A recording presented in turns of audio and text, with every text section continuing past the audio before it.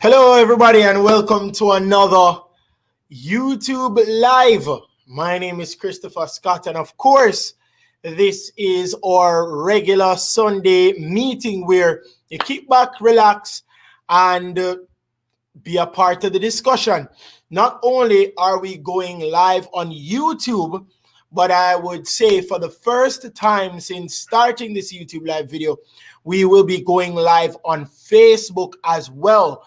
So not only will we see the comments from YouTube, but we will also be viewing the comments from Facebook. So you guys should tune in on Facebook.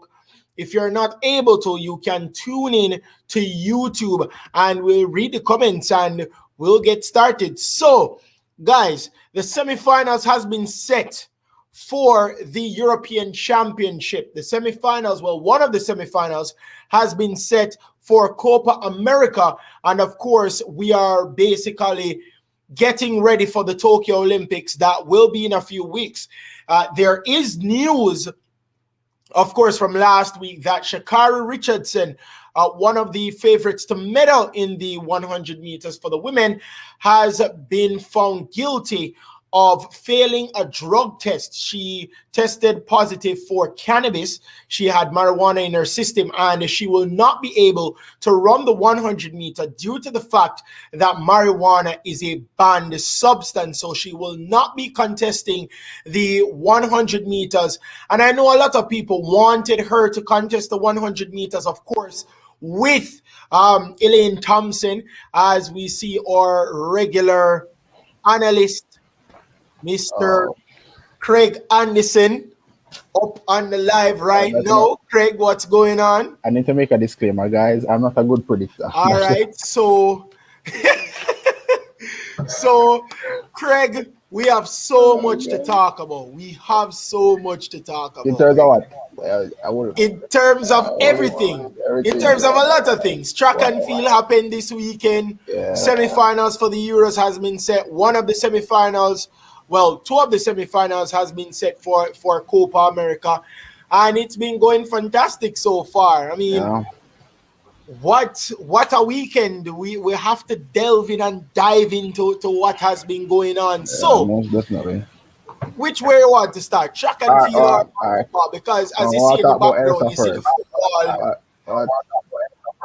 You want to talk about Elsa first? How you been? Well, God be praised, I'm okay. But based on some of the footages that I'm seeing, I'm just hoping, that despite some damage that, everybody, those that you might be viewing, I hope, everybody's staying safe. Yes, and growing up, I used to always wonder, like why we always have floods. But obviously with education and knowledge, you kind of understand and appreciate things a little bit more. The basic fact of it is Jamaica is quite a lot of the geographical areas in Jamaica is low lying. So as a result, flooding is going to be hard to mitigate.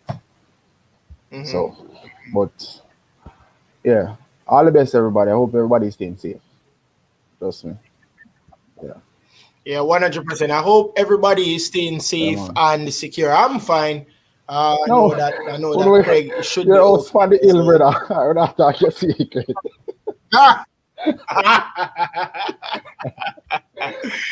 All right. So of course we have to start, like how you see the background. We have to start with the football, man. So the semifinals has been set. The semifinals has been set, Craig. And what a day yesterday it has been. And again, I go to the fact that guy Patrick Schick from the Czech Republic, he's the difference maker for that team. So he has scored the probably equal the most amount of goals in the tournament so far, and he has just been fantastic. I mean, not the way. Because remember I predicted Denmark to be Czech, so I'll say, very good striker. I mean, not the way you want to go out, but I mean, at least he can have his head held high, saying that at least I made some sort of mark in the European competition. So Definitely. it begs to know really say. I mean, with the semifinals set after a 2-1 victory by Denmark against the Czech Republic. But what a performance from England. You know, a lot of people say that Gareth Southgate plays boring football, but Yeah. classic England.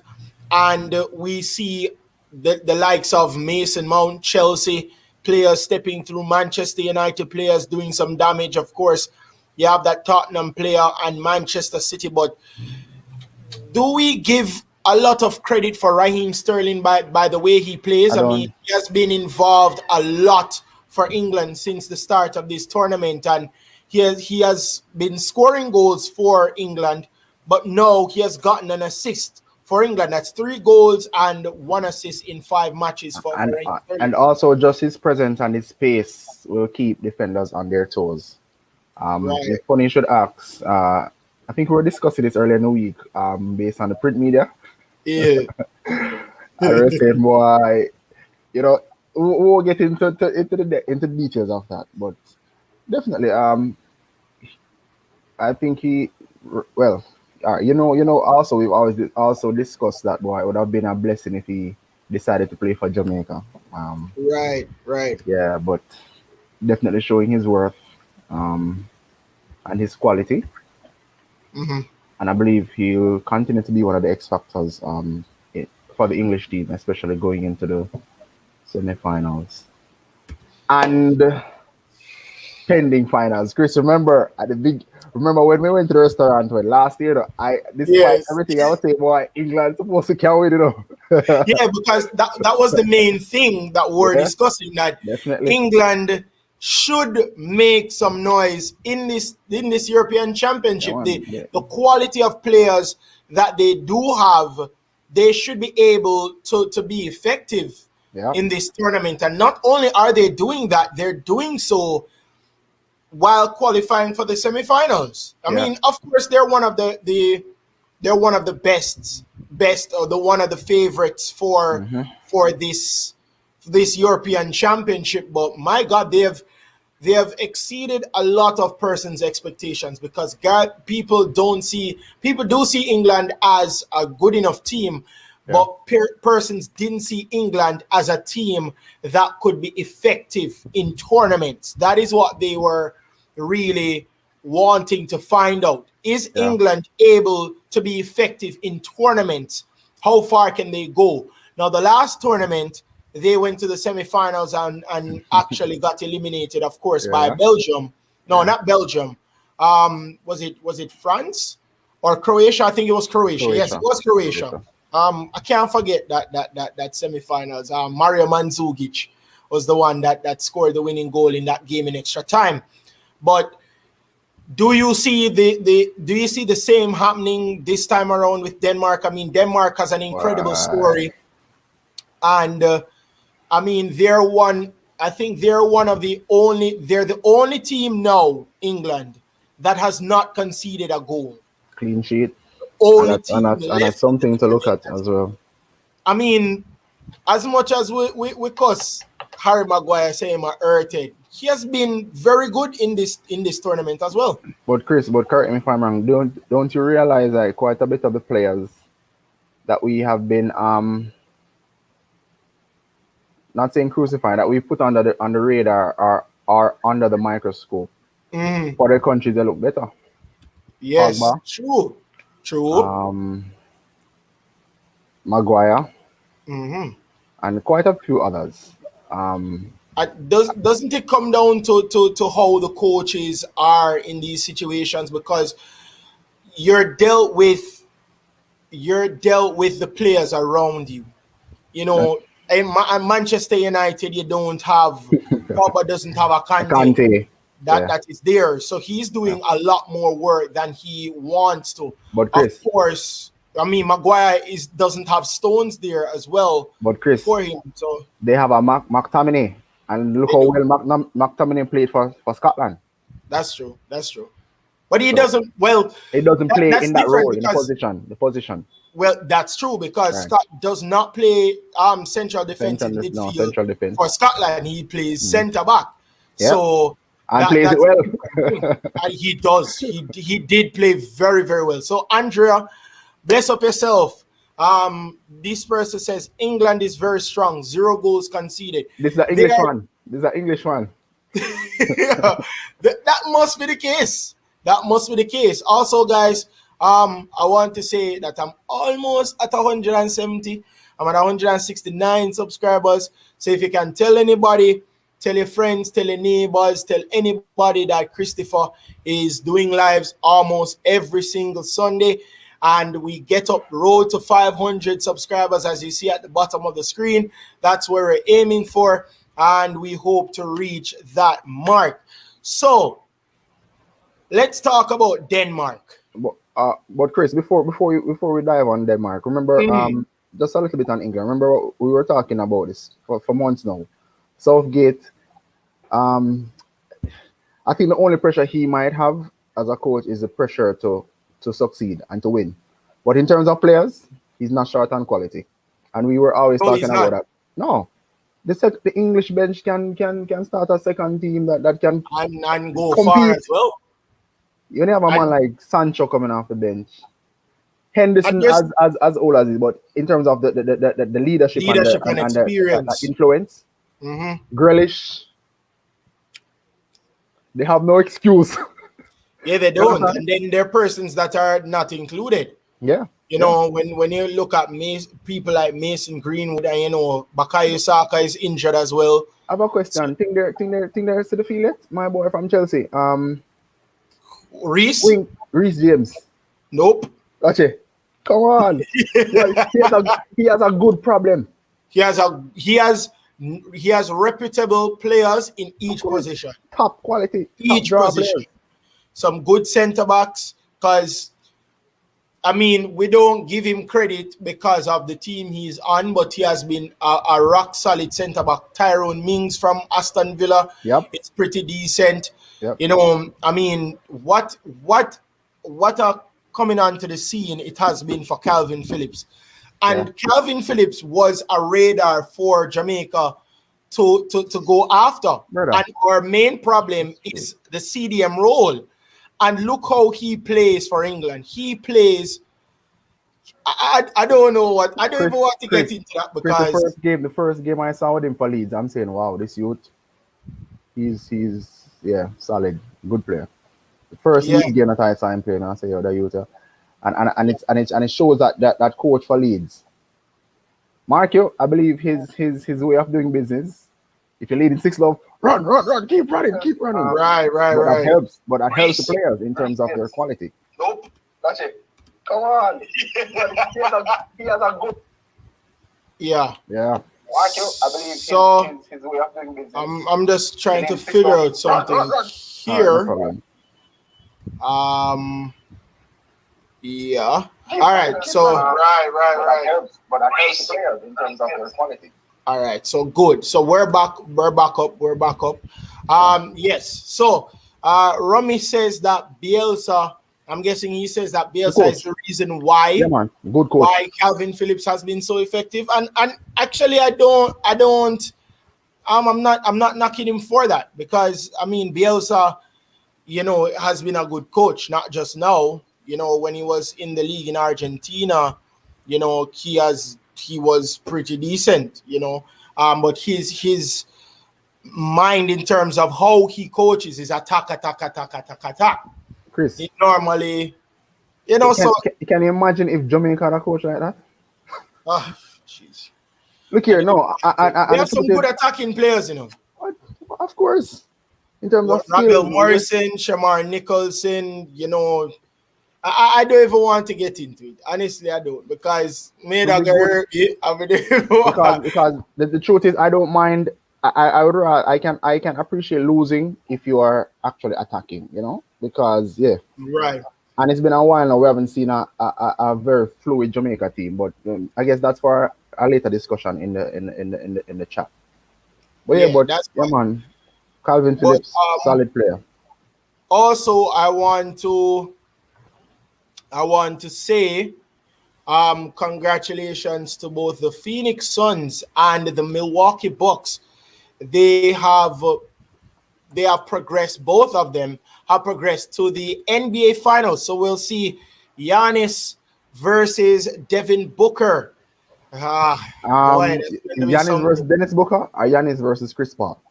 I would say Devin because overall, yes, Chris Paul is the floor general. Captain. I think it's Chris Paul.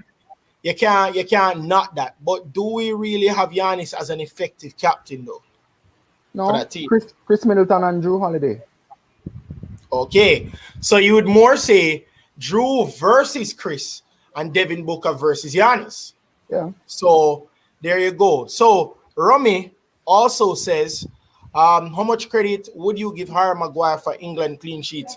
I spoke about this last night, and I said to persons, when you have an effective centre-back pairing, there's one that's always going to be mobile and one that's always going to be a wall. And I think that one of Harry Maguire's problems, which is also his strength, is that he's a wall type of defender. All right. Harry Maguire, a lot of times, and that is why I think with the whole rumor of Rafael Varane going to Manchester United might be a very good thing for Harry Maguire. Harry Maguire does go up pretty decent. He's not a bad forward defender, but he's not fast enough to get back to defend, and that causes him to be in a lot of precarious situations. Yeah. Harry Maguire, the reason why he worked so well under Claudio Ranieri is because Claudio Ranieri tells him, don't move, stay where you are. Don't go anywhere, be that wall in front. You're basically the stopper. You're the stopper. You don't need to move. And I think that is the problem that they have at United because, yes, Victor Lindelof does well going forward, but he's weak. He's not as strong. Yeah. So for him to get back, it's going to be difficult for him. So I think that Harry Maguire does well because that's the role he should be playing all the time. He's an absolute wall. As much as people cuss him and all of that, he's a very good defender, a very good wall defender. Stay where you are, stay put, and you will be fine. And he's getting good coverage from the midfielders, and John Stone does his thing as well. Exactly. He and John Stone, they're not a bad pairing at all. No, they're not. And persons thought that with John Stones going to play international football, they thought that because Ruben Diaz, who has done very well for John Stones' career, there would be a problem for John Stones to defend because there's no Ruben Diaz around there to help him. But Harry Maguire has done excellent for England as well as John Stones.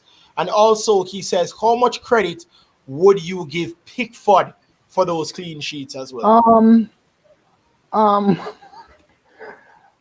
Chris, remember what I said a few weeks ago? I'm saying Pickford is one of those keepers you love to hate. He'll do something awesome now and then 2 minutes after he make a blunder. So I guess the player say, here what? Just not make no shot go to you as best as it's possible. But he shot bad enough. Why you not giving him the credit? Now that's what I'm saying. I'm giving him his credit because even didn't he save one of those crazy knuckleballs the last game yesterday? Yeah, he did. The one was swerving on him, just get a hand to it, which is what is needed as a keeper. You know, you're here to stop shots, not necessarily to yeah.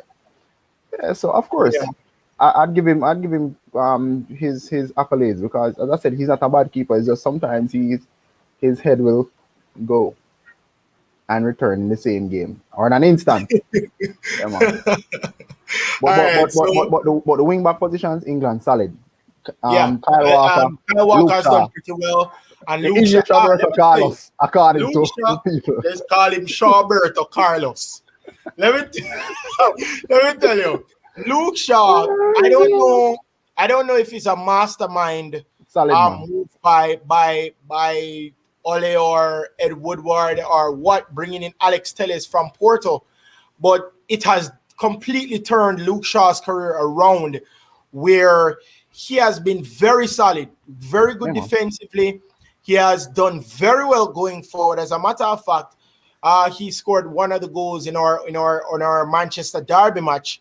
Of course, later on in the season. But he is very, very solid. Got 2 assists yesterday in England's emphatic 4-0 victory. And you have to say that he's a mainstay, because the first match of the season, Craig, he didn't even start. It was the second game of these Euros that he actually started. He came on in the first game, but it was the second game, and now Trippier can't even get a look in now. Coming off the bench. Right. So, Luke Shaw has been fantastic for them this. And I think for Luke Shaw, what was his Achilles heel over the past career was injuries. I remember him being injury prone. Right. Generally when you're injury prone, you can't really find your bearing, as in, the healthier you are, the better you should become, because, but he's good, top notch, top draw. Yeah, he has been excellent so far this season. Like I said, guys, remember to share with everybody. Not only are we on Facebook, no, well, we shouldn't say not only are we on YouTube, but we are on Facebook. And I say we because this is a family, because we're doing a lot of discussions, and we're also I should have even put this in the video or in the live for everybody to see that a big time footballer, female footballer, gave us a shout out. Bonnie. Yes. Khadija Bunny Shaw gave us a shout out, ladies and gentlemen. Big up, man. Of course, she said you have to subscribe, and I always say, Craig, that if she is saying, if big people like that is saying to subscribe, why don't you? It's a movement. She's gonna make waves in England. Exactly. So, of course, I'll have to say congratulations again to Khadija Shaw. Of course, she signed a multi-year deal with Manchester City, and she did very, very well for Bordeaux in the league. They've qualified for the Champions League. When speaking to her yesterday, she said that was her main goal, to qualify for the Champions League for Bordeaux. Of course, obviously, Manchester City did that, coming second in the Women's Soccer League, the WSL in England. So let's say big up to Bunny Shaw once more, and of course we will be looking out for her. I know that of course the man Craig wanted her to be at Chelsea or Manchester United, but we can't. Chelsea. He wanted her to be at Chelsea, but I told him that, ladies and gents, listen, Chelsea is dominant. They don't need anybody else basically to break that spell. Plus, they just came off the back of a Champions League final. But a Champions League rub-out. But I understand what he's saying, though, because Craig is saying that they need a person like Bunny Shaw, to score goals. Strong. Strong can dribble actually, and score goals. So I understand what you're saying, Craig. So you get that. Yeah, so somebody, Dolores Park, welcome, Dolores. Shawberto Carlos. Is the next man you found that? That's what they're calling him. But I mean, no, I'm solid. Come on, he's been very solid. He's been very, very solid. And the fact that he's been able to be so effective, let me tell you, I think, in my opinion, that a box-to-box midfielder and a fullback has the most to do in a game. Especially in the modern game. You want your fullback, you want your wing backs to be able to. That is the thing. For the wing backs, you have to be able to service the strikers or the midfielders, and also defend. For the box-to-box midfielder, you have to be able to break up tackles. You have to be able to start runs and stuff like that. So it's a difficult time. In modern football, I think those are the two most difficult. And I think that's what make N'Golo Kante so spectacular, because he's able to do it so effectively, able to cut a lot of the passes down, able to start a lot of the moves, and he is fast. Don't think because he works a lot means he's slow. He is fast. He has fast. pace. He's very pacey. Fast and fit. Yes, very, very pacey, fast Good and pair fit. of lungs, So, man. Pair of lungs. I have Jamal waiting in the wings. He said he'll be here in another 10 minutes. All right. So, he'll be able to discuss.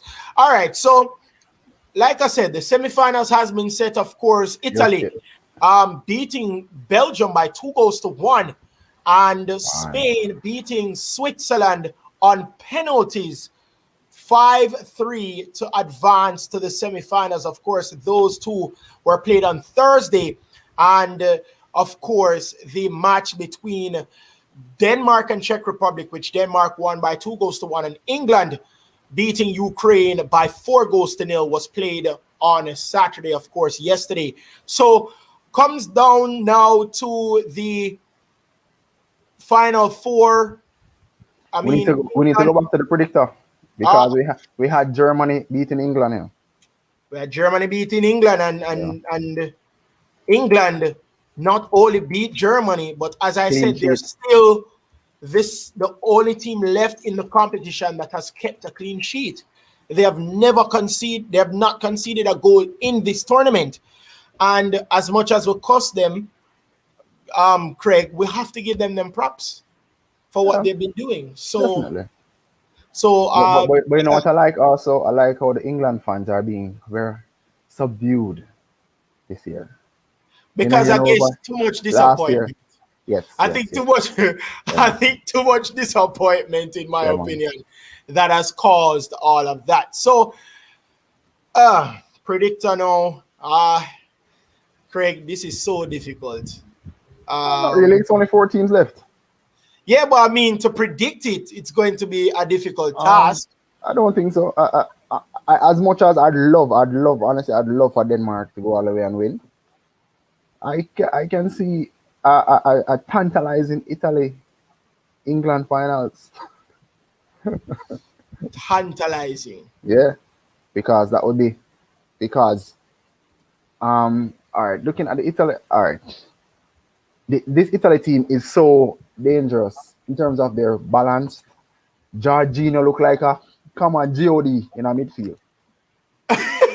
The man look him and Verratti, you understand?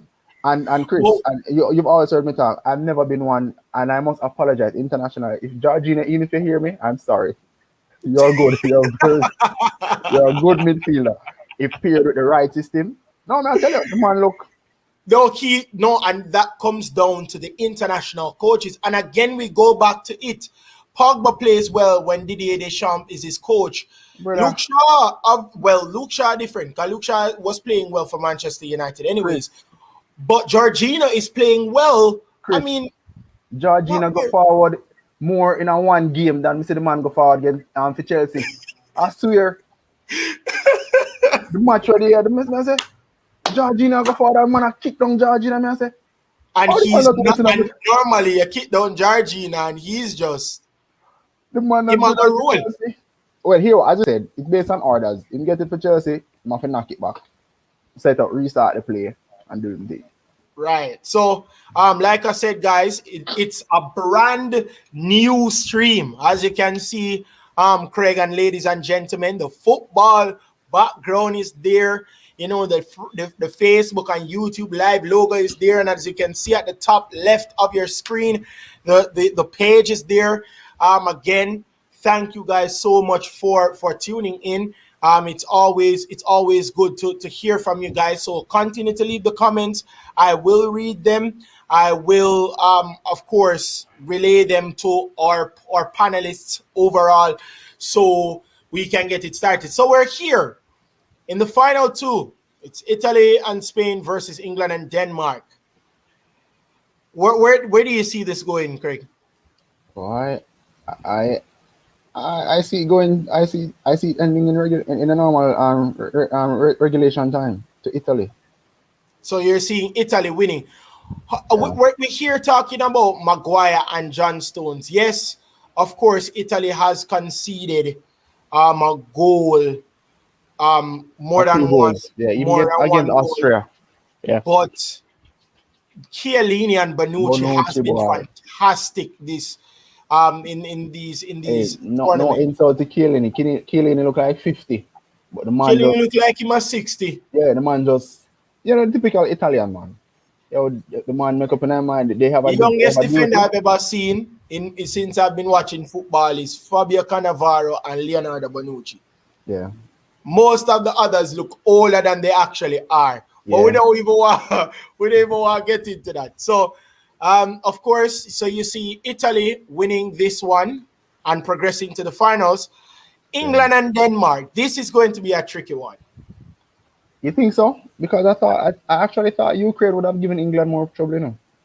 I thought so too. I thought that. But I mean, England just dominated that game. Yeah. But you really have to take a stock at, and this is why so many people cuss Gareth Southgate, because you have so many effective players at your disposal, but and you play negative football at a lot of the times. Yeah, but Chris, look at the funny, the irony of the whole thing yesterday is how many of the goals were scored from one set pieces and were headers for England.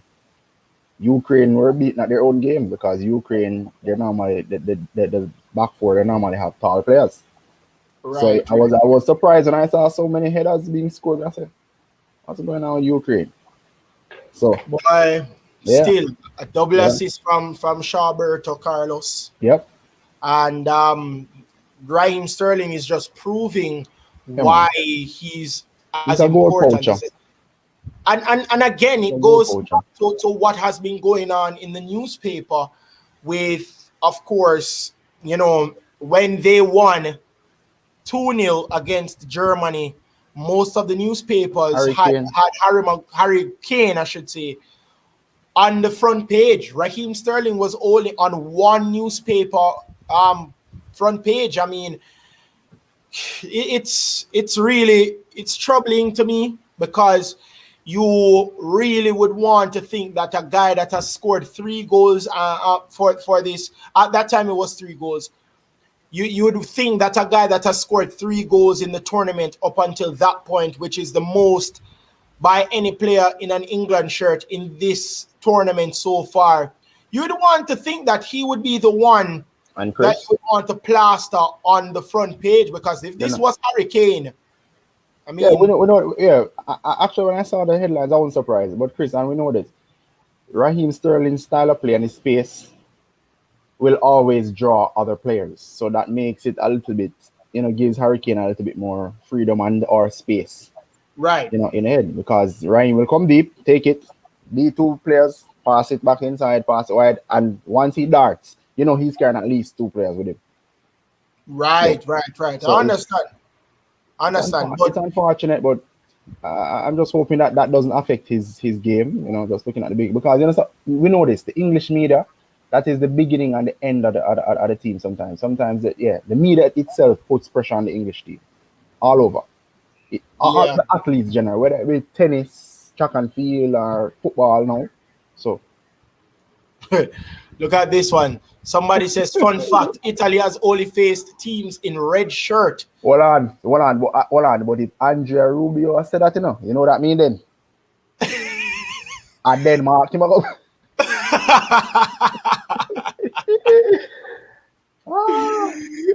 Andrea Rubio. So we will talk about this next week for sure. You might need to come on the call next week. I swear. No, you need to. Because if that is the case, then you have all right to be on the panel completely. Yes. Also, guys, Denmark. Remember, ladies and gentlemen, next week Sunday is the watch party. Next week Sunday is the conclusion of the Euros, the finals. So if you want live analysis and live reactions, guys, remember, I will of course create that time, that scheduled time live, but you guys should come and really look at the live reaction for the Euros. We will be watching the Euros. A lot of us will be joining, not just me and Craig and Robert, because we are and Jamal, we're the resident persons will be coming in. If England are going to file David, I'm going to file David Lewis has to be on the live. David Lewis has to be here. So we will, of course, be on the live, and you can get in on the discussion. We will be having halftime show review, pre-game show. So we will be starting the the watch party, of course, 30 minutes, half an hour before the actual match starts. We will be starting the watch party so you guys can get to the popcorn, get to the Sunday dinner, and ready up on yourself because we will be having a very fun and trust me, it's gonna be an epic live show. So you don't want to miss that one. So I'm guessing that Andrea is saying that Denmark will be the one to beat Italy, but to beat England. But I have England going to the finals against Italy. I as I said, it will be trust me, it would be awesome for Denmark to go all the way because I think that would, as we were saying in our WhatsApp group, Chris, that would be if that feat can be achieved, it would be like awesome. And to A be good honest, documentary, a good movie. You know, the whole injury, to Christian Eriksen and and the thing is, inspiration behind that run. The thing is, Craig, that I think that they have accomplished a lot so far, even if they don't make it to the finals. Definitely. Their main midfielder who had a pretty good end to the Italian season last season, couple months ago, he was pulled out. So their captain was gone. Yeah. And the fact that they were able to not only survive after they lost, which many persons said they shouldn't have played that match the same day against Finland when they lost by a goal to nil. Yeah. Even when they lost that game, they still came out of the group, and now they're in the final four. Yep. And it's not like they're doing it by the skin of their teeth. They're doing it convincingly. Because they were leading 2-0 yesterday, right? Yeah, they were, and Patrick Schick was the one that scored for Czech Republic. There were 2 good goals, 2 excellent goals. Yes. So, I mean, it begs to now differ. Can you imagine if, and I know that maybe it's not 100% all the time, but can you imagine if Christian Eriksen was to be in this team playing for Denmark? Maybe Denmark wouldn't be where they are actually. Truth be told. Oh, so you think that they probably wouldn't have been this far? Maybe not. But for sure, I believe his illness is contributing to that drive, the passion, the will to win. Believe me. Yeah, I just have that feeling. All right. Because remember, based on even that game when he had the heart attack, he was the one that said, "Yo, guys, go play, man, play." Right. And the man said, "Yeah, I could just do it for Christian." Right. So it's like a nice Cinderella story being built up right now. I like it. I really do enjoy this storytelling at the Euros. But it's hard. It's hard to bet against this England team. The England team have too much. They have too many options. I never ever remember about Rashford. You know, I just checked the last the match yesterday. You know, the lineups. You know, right. To see that he came on for somebody. I said, I never remember. Not saying that Rashford is not, but he's still a quality player. Just that, they have so much quality. Yeah, man. That's the thing.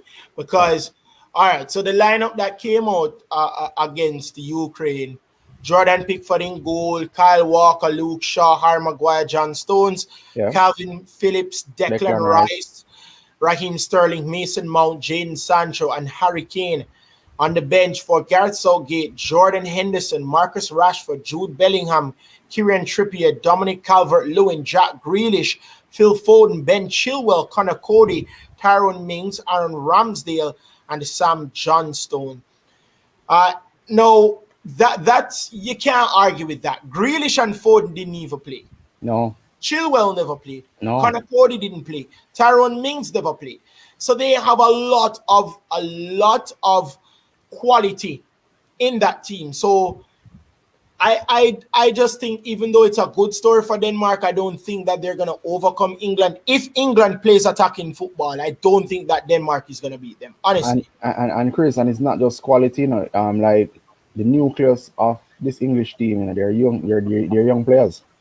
Right. So you can see like the brewing of a quote-unquote golden generation because Sterling, as much as Sterling is not as old. Sterling is what, 25? No? 25, still young.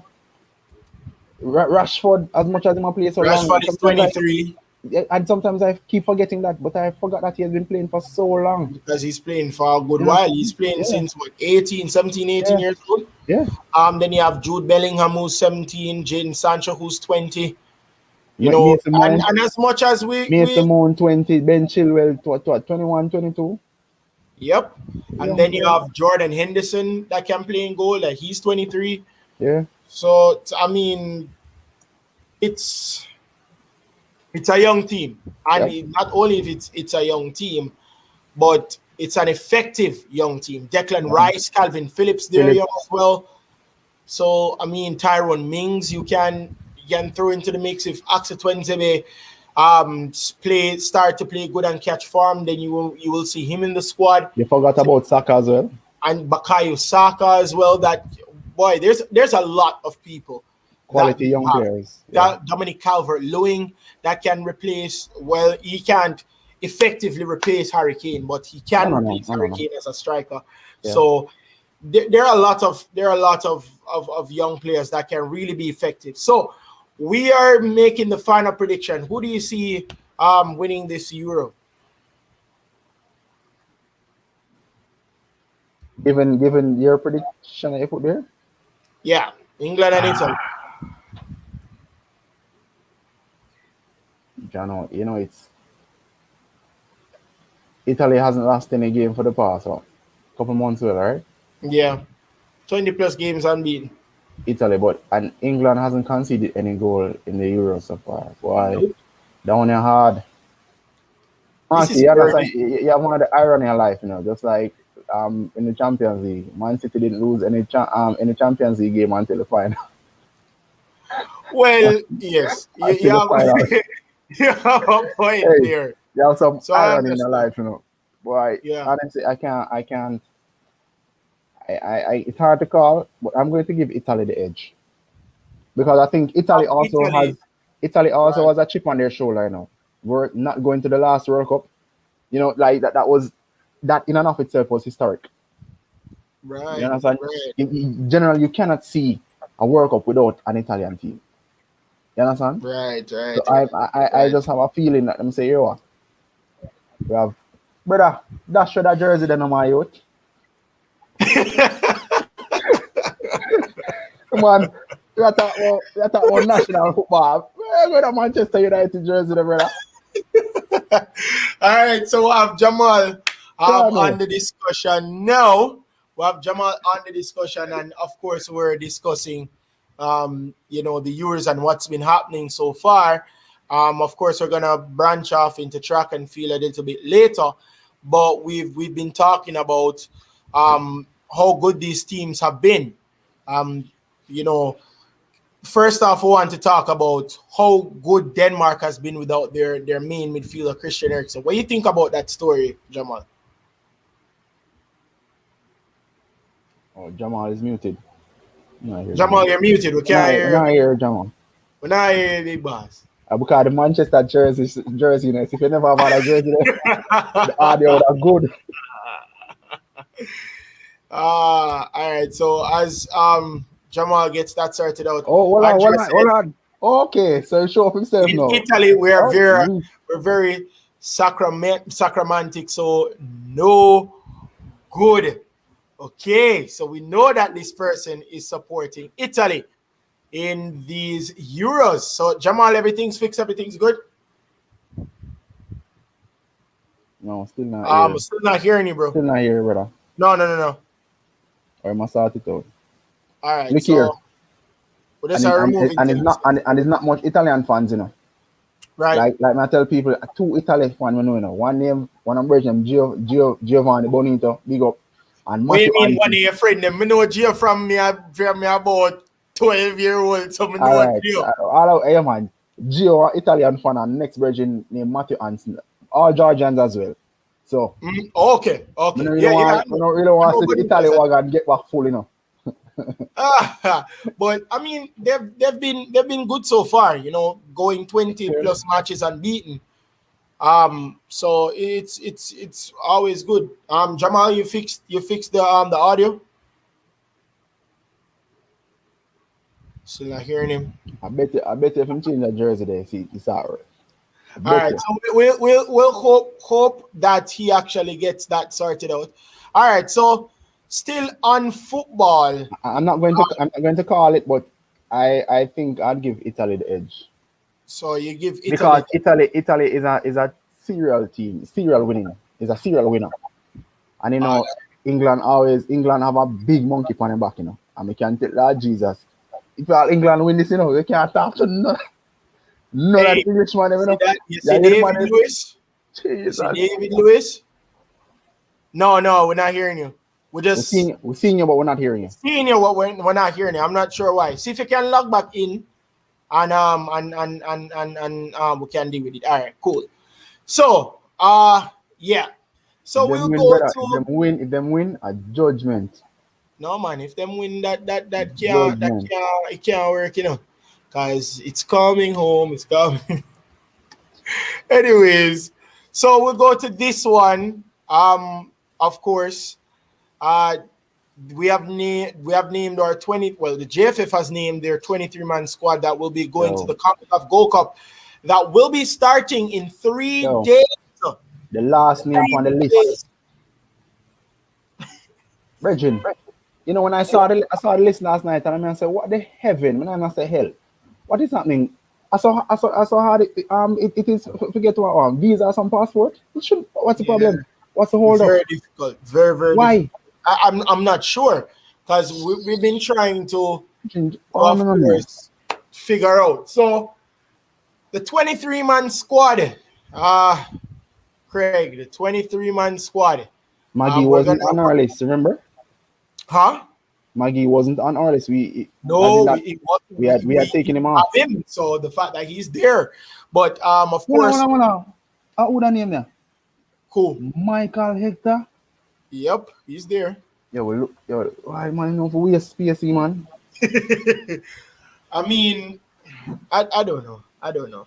And persons like Jamal Lowe is being left off the list. I'm not even gonna say anything about it because I'm not the one picking the squad, so I can't even say this should go and that should go. But we'll get through final 23-man squad, and we'll discuss what has been going on and what's the mindset of this JFF exec to select these people. So, of course, Andre Blake from Philadelphia Union, Dennis Taylor from Humble Lion, Dylan Barnes from Queen's Park Rangers, Jamal Lowe from Al Ittihad Alexandria Club, Lamar Walker from Miami FC, Adrian Mariappa, Bristol City, Liam Moore, Reading FC, O'Neal Fisher, LA Galaxy, Alvis Powell, Philadelphia Union, Kamar Lawrence, Toronto FC, Amari Bell, Luton FC.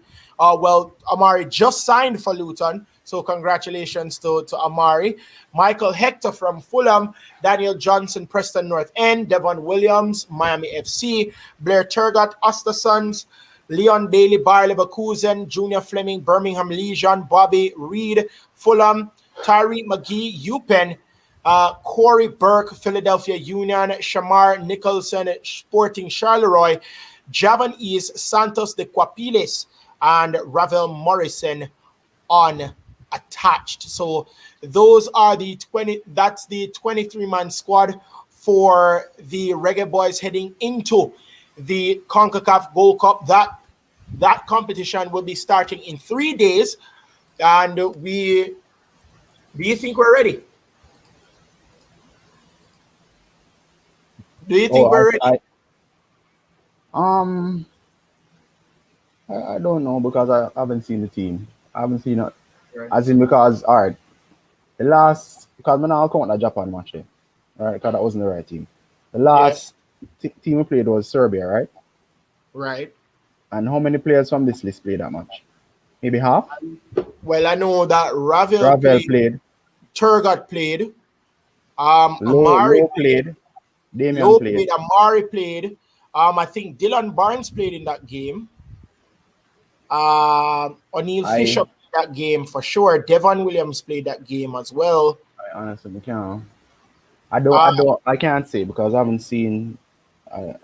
Because I thought Michael Antonio would have been on the list. But I mean that's a passport issue.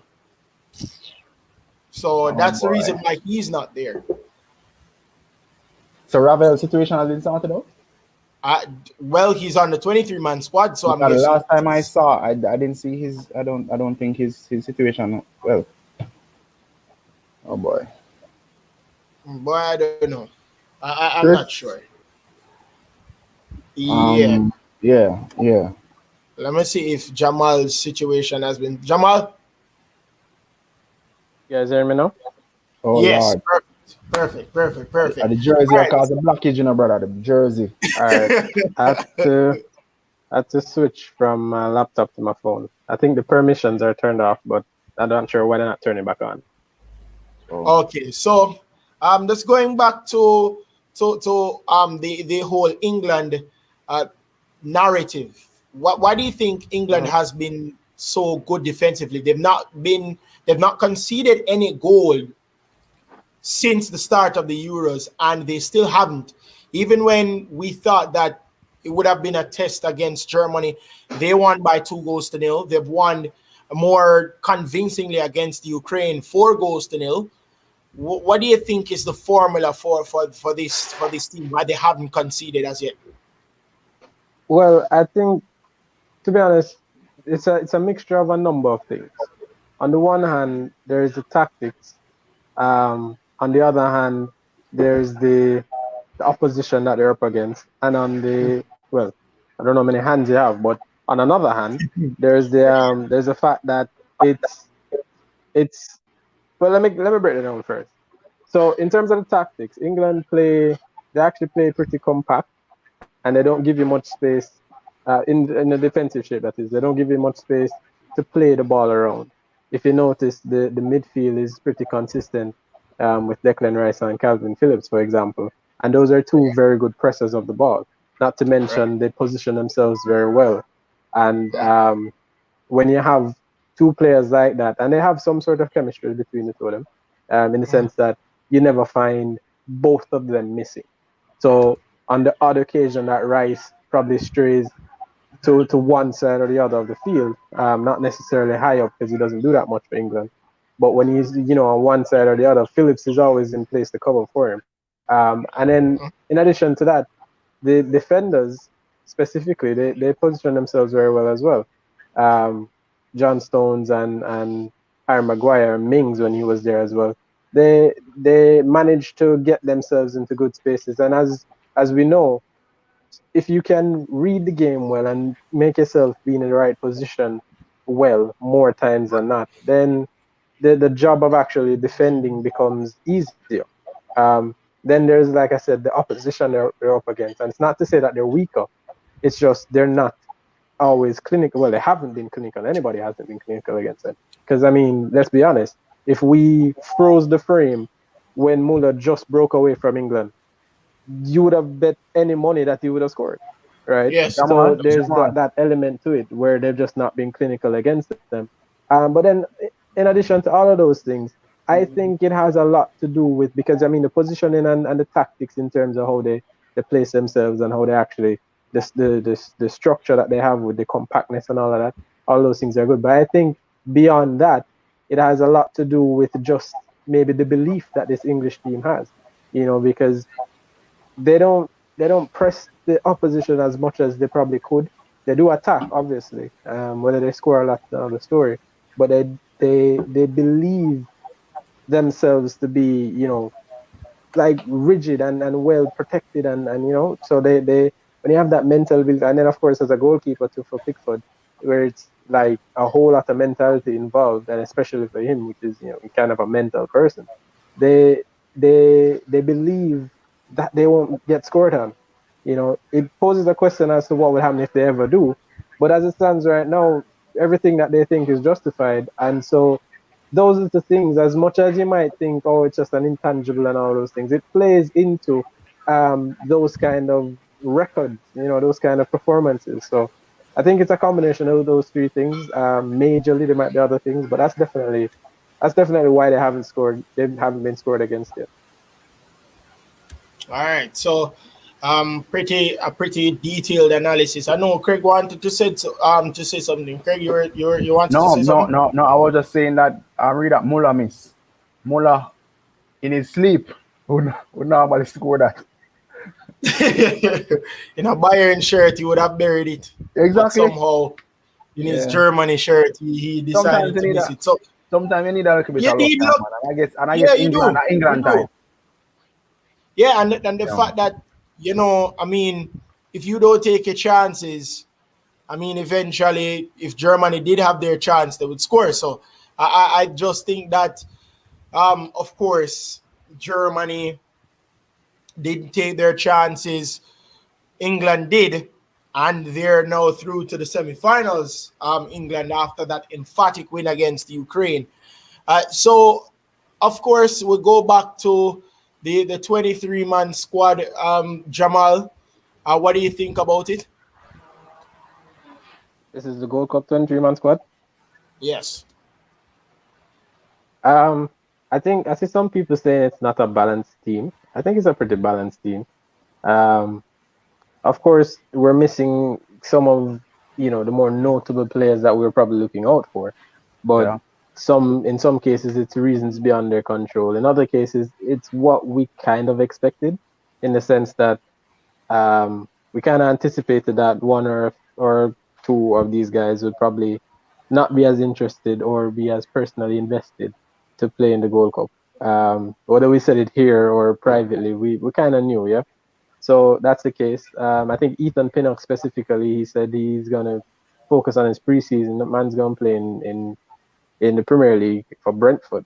It's not Premier League football for, I don't know, Stoke City or one of those teams that may have been in the lower leagues for a while, but are generally accepted as one of the teams that bounce up and down between the Premier League and lower division. So Yeah. for Brentford, it's a big deal for them, and I'm sure for Ethan Pinnock it would be as well. So I'm not surprised that he decided that.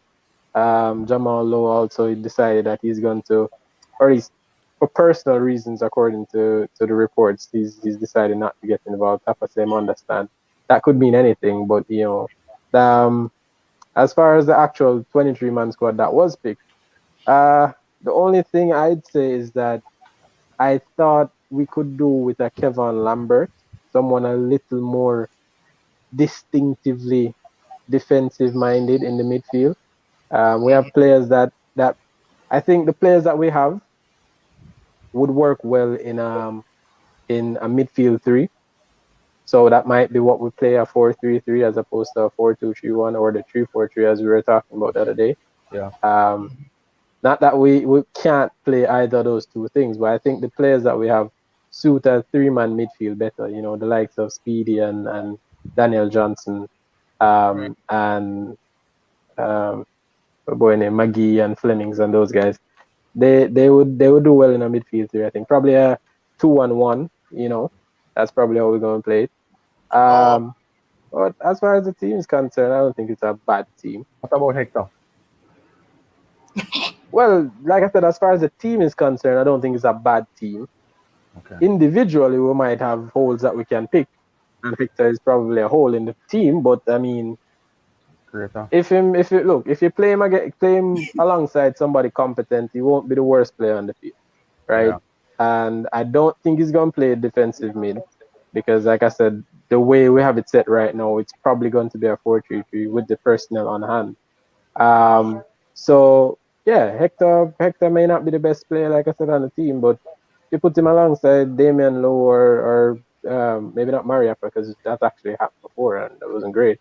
But yeah, put him beside somebody that's composed and thing, it probably wouldn't work out too badly. Not sure.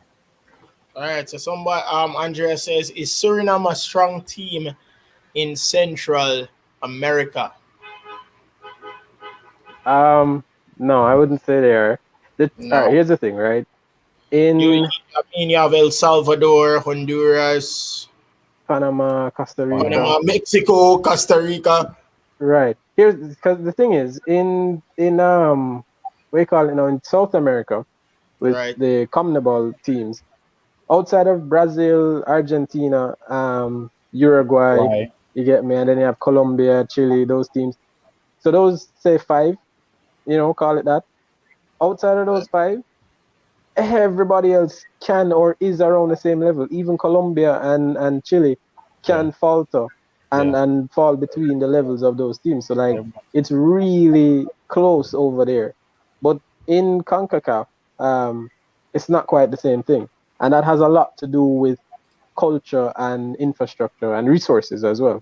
So the usual suspects would always be better. The USA, the Mexicos, where they have, in USA's case, ample infrastructure and resources, and in Mexico's case, they have enough of that plus the culture, you know. And then you have teams like ourselves and Costa Rica and Panama and Honduras, where they have enough culture, they have enough talent, maybe not the best infrastructure or resources going around, but there's enough to can make us challengers, at least of each other, if not the duopoly that stands above the rest of us. So yeah, it's usual. It's the usual suspects. You don't have to think that anybody's gonna come out and be, oh, maybe this is actually a good team. Suriname, they're in our group, so they may do something more than we expect. But at the end of the day, you should expect that both us and Costa Rica would be beating them, and whoever the fourth team is coming in from the qualifiers would probably struggle more against Suriname than, or would probably struggle against Suriname more than Suriname would struggle against them.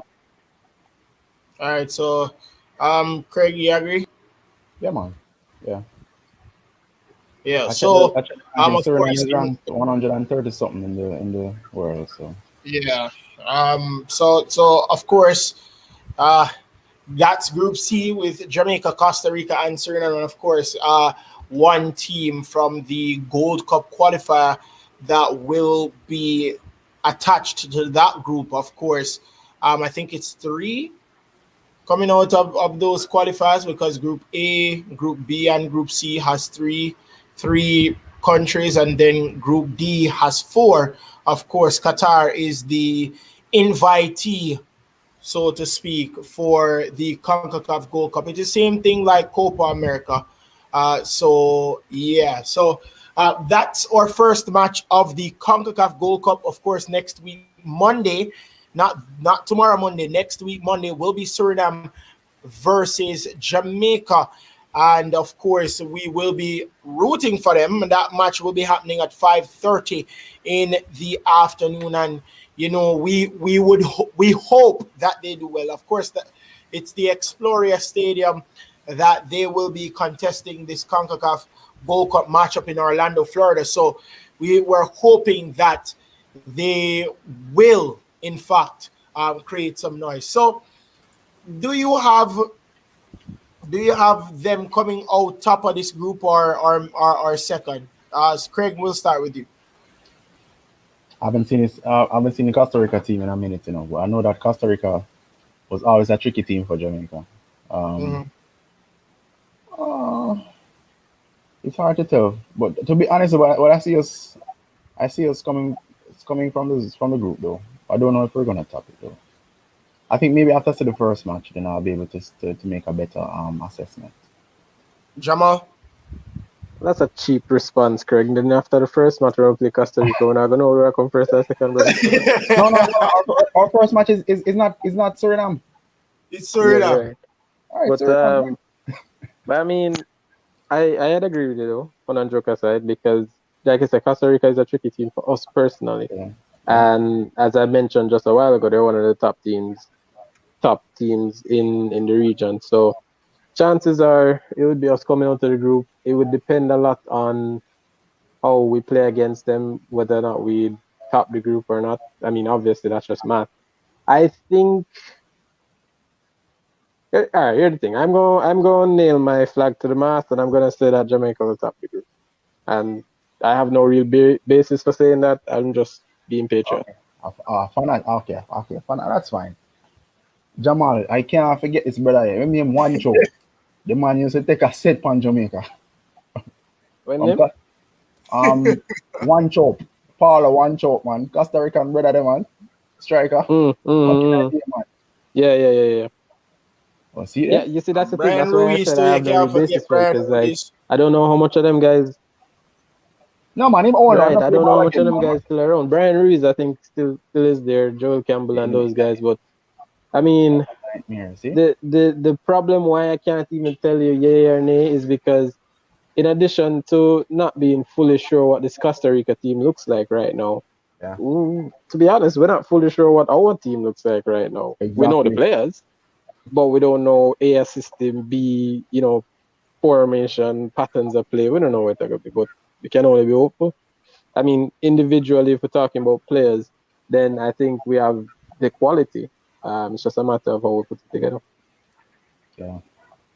All right, so Andrea says Costa Rica is a very dangerous team. They eliminated Italy and England from the 2014 World Cup. What a nightmare. I mean, Yeah, but they're good. that was Yeah, 9 years ago, eh? you can't deny that. But that, as Jamal you said, that's 9 9 years ago. years ago. So not 7 years ago.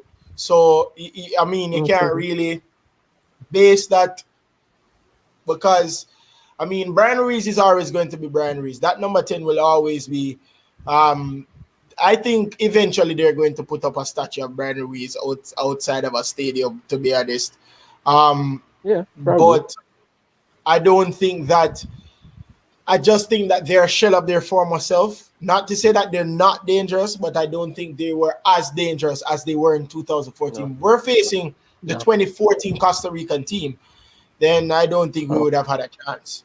But I think that they are good, but we'll see how that works out. So Andrea also says, how many teams pass from the group stage? 2 from each group passes from the group stage for Into the the CONCACAF. quarterfinals. Right. So yeah, there's that. There's that that answers your question. So yeah. All right. So for other topic, track and field. And we are We're starting. gearing up for we're Let's gearing up for this. start the controversy, you know. we'll have to start Wait, with it's a contraband? Or controversy? Which one is that? Controversy. Look here, you can't call, we can't call, you know, medicinal herb. All right. Make those start it. So them not say we. So of course, Because I'm going to play Shakara devil's advocate, Richardson. you know. I'm going to play devil's advocate, honestly.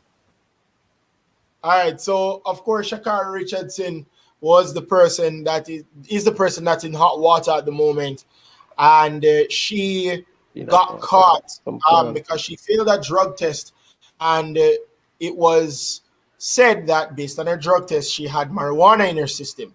Now, she did come on Good Morning America, and she did state that she knew what she had done, and she knew what she was supposed to do and what not supposed to do, and she did it anyway. She apologized to her sponsors, her fans, her family, and all of that. But she said that the reason for using the banned substance was that, of course, her mother had passed the week before her doing the trial. So we know at least a week ago was when she started using marijuana. So, guys, I need to hear your thoughts on it.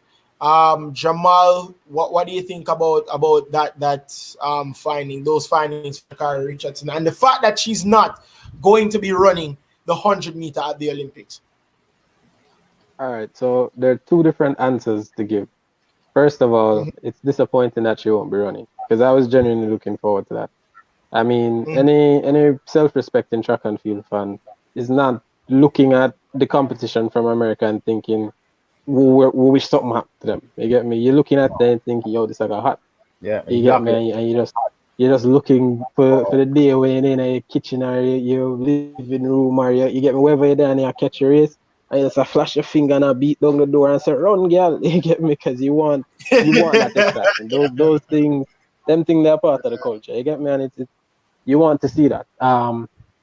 So on that level, I'm actually pretty disappointed, especially because personally, I didn't see much of her running at all before what day when she really started coming up in conversation.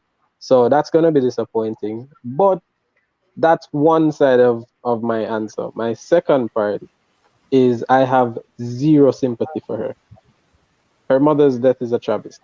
Anybody's parent or just losing a loved one is never a nice thing, and I wouldn't wish that on anybody, and I wouldn't tell anybody to just get over it.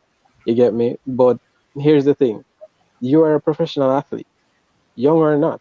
You race onto the stage and you're making all this noise that you're making, even though you've done nothing yet, and you jeopardize that so simply, in my mind. And here's why I said simply, because the other week we spoke and I made when I was talking about the four by one By team, one. and I made a simple, you get me, offhand comment about my experience running track. I mostly played football, mind you, and I played that to a higher level. But I haven't played football at any competitive level for the last 4 years. Yes, for the last 4 years. And in all that time then, and to this time now, I've never even stood too close to anybody smoking. You get me? What I'm saying is, this isn't something that you accidentally do. It's not something you can buck up on by mistake. It's a conscious decision. And she said it herself that she knew what she was doing.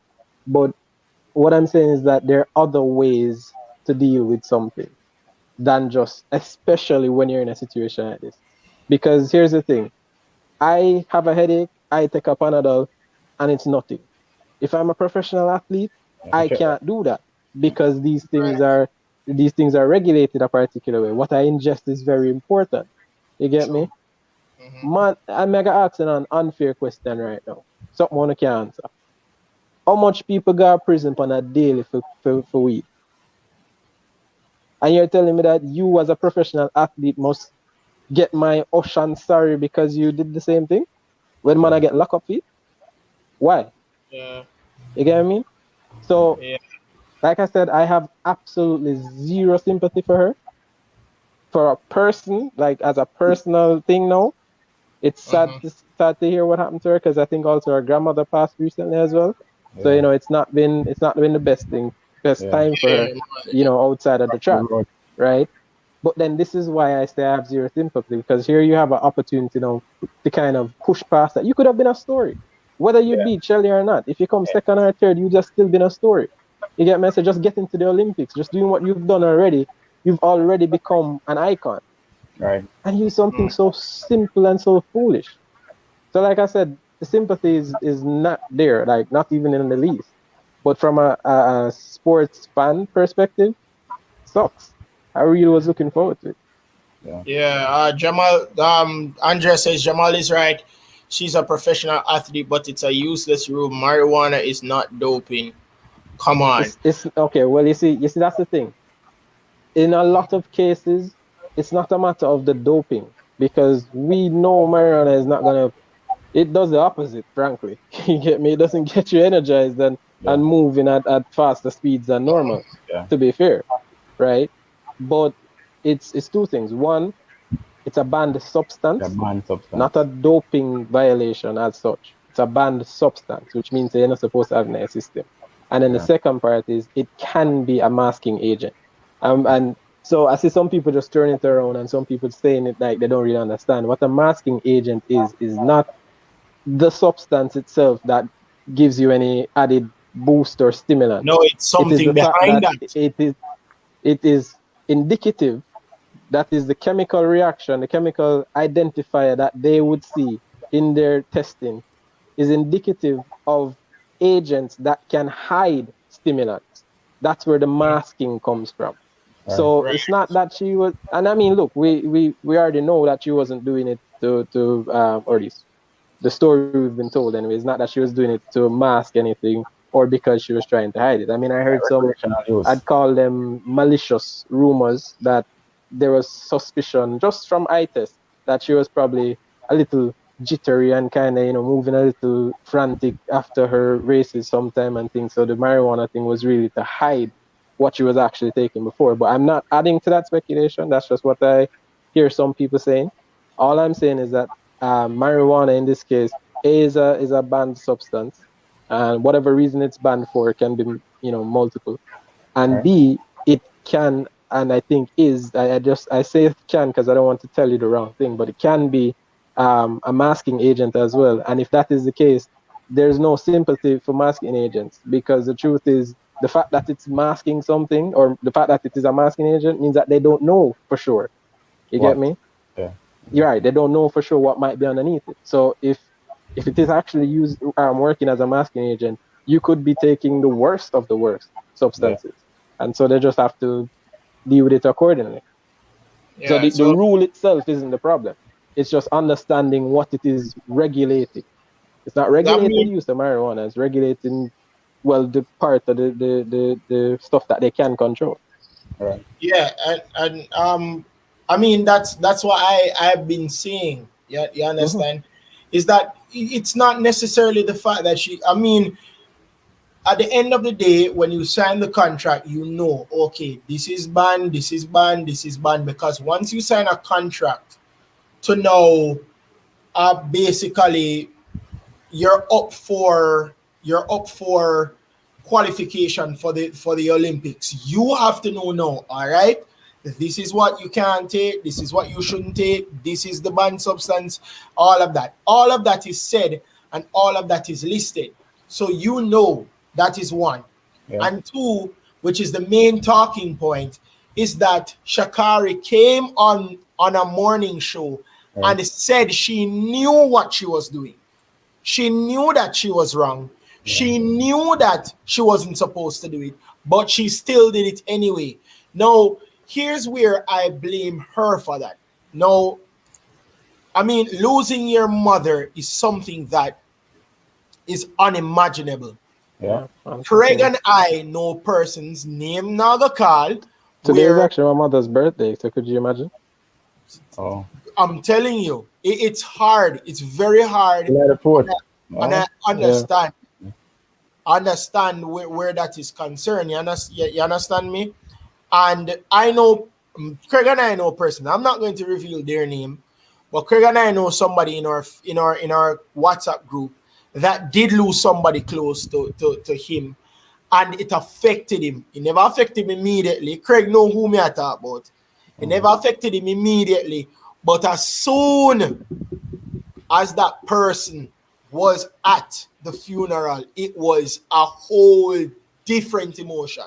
So Yeah. I know how I understand that you feel like you can't, like basically the world on your shoulders, and you basically you don't know how to handle things. But at the end of the day, you are an athlete.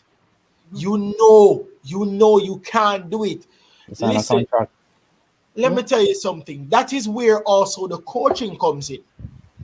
Yeah. That's where the coaching comes into, Yeah. because you as a coach see something like this tragically happen. If I am the You coach, step I am closer to them. basically monitoring you Yeah. 24/7, because Yeah. now I want to see how are you going to cope with such Hmm. a tragedy. Hmm. Now you're going to have to look at, all right, maybe she can get some therapy. All right, listen, Support group. motivate her and say, listen, you can win this for your mom. Make your mom proud. Make your mom be happy that you're her creation. Something to motivate her. But the fact that you are not doing it, and like I said, I don't want to imply anybody, but that coach that she has not been marred from controversy. He has Speaking been from in facts. controversy already, Yeah. And that's a fact. Coach Hmm. Mitchell. Yeah. And one particular athlete is Gatlin. He was Gatlin's coach when the big story come out about Gatlin testing positive. I'm not, like I said, I'm not indicting anybody, but You're speaking from a place of fact. It's fine. but you can't, you have to now be able to and this is what coaches are. It's not just to me teaching you how to go faster. It is teaching you professionalism. Right. It is teaching you what not to take, what to take, how to cope with certain things, what to do, all of those stuff. That is what a coach does. A Right. coach teaches. A coach does not make you go faster. Only it But she's teaches you young how to too, be so professional it's in not the like field. she's as experienced. Yeah. Yeah. Yeah. She's young as well. Yeah. So, boy. Remember, it's 2 years ago, you know. She ran in NCAA, you know. 2 years ago. Yeah. When she ran the 1075. It was 2 years ago. So it's not like she is somebody that is, she's 21. All right, well, it just shows you sometimes and these are some of the things, or these are some of the pitfalls or the drawbacks of being an athlete. Making yourself available at any beacon. You can't in a sleep. Water come knock your door. You have to make yourself Mhm. available. As you That's can true. see, case in point with our my girl Naza. Oh, yeah, that's Nasa, right. But as Jamal said, we know you sign a contract, you know the rules, and as such, you have to abide by them. So it's unfortunate, and I too, just like Jamal, I was looking The forward to that race, you know. I was looking forward to that finals, you know. I'm not tell yeah, you, but yeah. it happens. I was thinking it was gonna be another classic, you know. Yeah, man, But definitely. then because here's the thing, right? And this is why I said I I can't was. have All an. right, so Shall I go ahead? No, you can go ahead, Jamal. Okay. Yeah, I said this is why I was why I say I have no sympathy, because we've seen many instances where somebody ingests something, or you know, some element, some trace element thing comes up, and you think, well, that's just, you get me, those are just technicalities, those are just little things, because we've seen even our own athletes, they Asafa and I think it was Asafa, Sharon, when they had Shelly, taken that energy drink that and it was from a sponsor, yeah. and it happened to have something in it that is a masking agent as well. I think it was. You get me? You have Shelly when she had taken the pill for a head toothache. Toothache. You know, Brianna the other day with just, you know, because they were sick. Yeah, yeah, The flu. I other think that's day I some was flu. reading an article about, I don't know if you guys immediately know who I'm referring to.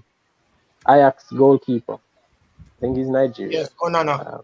Um, Andre Onana.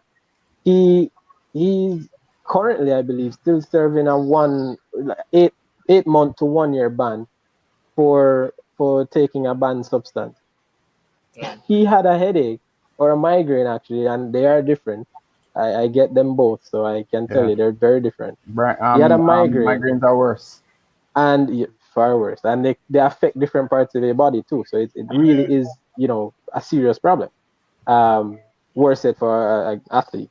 So he had a migraine, and he also has a pregnant wife, or had at the time anyway, a pregnant wife, and he wanted he wanted something for the migraine, and she obviously would have some medication as well that she would be taking during the pregnancy. And so what happened is that he had mistakenly taken one of her aspirins, as opposed to what would have, I guess, been approved aspirins that he can take. Right. Right. But obviously, you know, him take the pill and him go lie down and him feel a little better now, him go back at training. But, you know, during the due course of your athletic life, you Yes. know, they must have tested him and found this thing in his system. The worst part is the doping agency for football. They admitted that they understood the mistake and they could see the issue, and they also stated that there was no malintention in what he did, and still gave him that hefty ban. You get me? So imagine where I'm supposed to feel for somebody who says, "Oh yeah, me did know, but you know, life Yeah. hard, you know, dog." Yeah. Excuse you?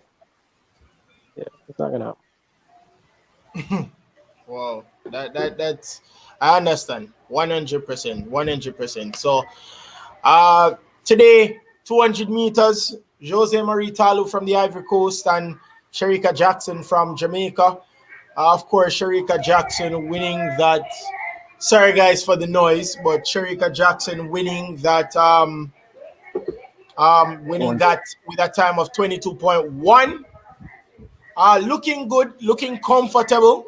I mean, persons are saying that she's gonna do the double at the Olympics, 100 and 200. Craig, what do you think about Sharika's performance today? Yeah, man, good. Look strong. Talo was pushing her even around the curve, but the usual performance and her strength coming to the fore. Even as she came to the finish line, pulling away. Yeah, good run, good run. I have no doubt in Sharika when it comes to the 200 now, because we've come to know, or what she will produce. Read the time. It's a good time. I'm not sure. I would love to hear from her if she was satisfied with the time. Maybe she wanted to go a little bit faster, but still a good time. I mean, 22:61 is the second fastest time in the history of the event, and that was run by Gabby Thomas. A couple of weeks, well, probably a week ago, and you really would think. I mean, do you think that Gabby is gonna run that in Tokyo? I mean, a 21.61 is a blistering time. Everybody run fast right now, brother. And I say that everybody. So Everybody okay. Next question now. Do you see the women's 100 and 200 meter record finally being broken at these Olympics, or at least in trouble? Well, all right. So I don't see the 100 No, going. that's the 100. It's gonna be. It might be close, but then again, I told you my prediction for that. I'm gonna stick with the 10.68. And that's just because, well, especially now with my girl not being there, you're probably not gonna have as much push. So it's just gonna be a strong run to get to the line. Right. She really looks good. 10.63 was immaculate, and she looked smooth. So who knows what she might look like if she was really like gunning for it, So we probably can get close to a 10.5 in an ideal world, but I still say a 10.68. Outside of the 100 though, 200, I'm not sure. You see, the thing is, and this is why sometimes I don't really give too much credence to fast times before the tournament. Yeah. You get me? Like in like one-off races. It's about rounds. True. The management of your rounds is essential, and not everybody has that. Bolt said it, once upon a time. Anybody can run a fast time, but not everybody can be a world champion because those things factor into it. You might tighten up a little bit. You might be pushing too hard, which is actually a thing. You lose your form, you lock up. All of these things can happen. I mean, how many times has Asaf been the fastest person in the world going into a tournament? Sir, the and then king. at the last part of the race, and I like him buck him too when him get up and go. At the last part of the race, lock up or tighten up certain way and then lose it. It happens. So I wouldn't look at the times going in too much. I would say though that we probably could see another 21, probably 21.7 though. Yeah. From who? From who I couldn't say. I mean, Gabby is able to run 21.7. Obviously, I think that Shelly Ann just ran her PB 21.79. Yeah. Sharika has run 21.82. Yeah. So and of course Elaine's PB is 21.66. So on to the other girl from the Caribbean island. You talk about Shawnee Weeble? Yeah. You can't factor out in brother. No, you can't. Okay. No, you can't. Could never. You can't. Could never. Could never. She's going to run the 200, right? Yeah. I think so. I don't think she's running the 100. She's not running the 100, is she? Yeah, she can't run that. Try that. I don't think she's gonna be able to beat. All right, so Shawnee Weeble, her PB is 21 personal best 21.74. Yeah, 21.74, and she did that 2 years ago in Zurich, Switzerland. So her PB actually for 100 is 10.98. Pretty impressive. Was last year. And that was last year July in Claremont, Florida. She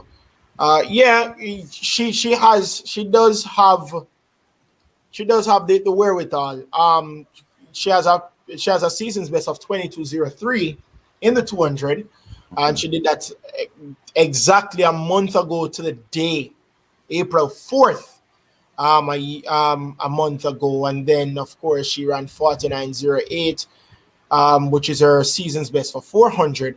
But we all know her personal best is 48.37, and that was done as well at the World Championships, where Salwa Aid Nasir was phenomenal in that race, and we know that was an area record and a national record for Right. Shawnee Miller Weeble. That was a good race. I almost lose a whole for more that day, you know.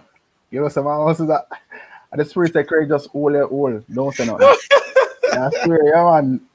Now some mash up, bust my bet. Yeah, man. I'm telling you. man. All right. So Big Rob says might run the fastest time in semis and then lose the final. Yeah, that's why it's always good to conserve during the rounds. man. Right. You know, you run a fast time in the semis. You know, people saying all right. But then no, you don't do so well because you don't, you exerting all your energy, and then boom, when you lose the finals. And I think even that was the case for Justin Gatlin for quite some time when Bolt was, running down to his retirement, was that, Justin Gatlin was running 9.8, 9.7 in semis, and people were saying, okay. I saw photo. Right, and then no, in the finals it was a foregone conclusion. So I think that we'll have to kind of you have to conserve your energy. Conservation is very, very important. If you don't conserve your energy, then it's going to be very, very bad for you. So so I forgot to ask Jamal, who do you think is winning the Euros? Italy. Italy is winning the Euros. All right, so Craig and Jamal agrees it's coming home. It's coming home. I actually think that England does have a good chance of winning. I actually predict. Oh no, definitely. This Euros. I think so too. But Craig is sounding like a betting man. I put some money on Denmark to beat them still. No, we're not betting about, like me. I tell people, I believe like there's a documentary and a movie that can come from this Denmark run. Believe me. Oh yeah. There probably will be. If even only in Denmark, they probably will be for real. Yeah.